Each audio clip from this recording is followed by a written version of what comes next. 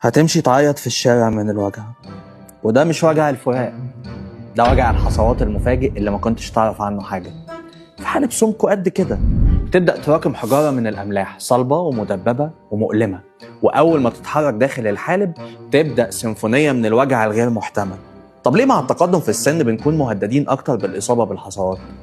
لأن القعدة بقت أطول والمجهود أقل وشرب المية أقل وأقل وكافيين بيزيد وأكل مالح وبروتين عالي وزن زايد وسكر، كل ده بيزود الاحتمالات.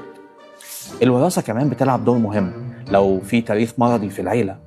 الحصوة مش نوع واحد والخطة العلاجية بتختلف من نوع لنوع، بس الخطة الأفضل أكيد هتلاقيها في عيادات أندلسية، ومش لازم تستنى يكون الحل جراحي.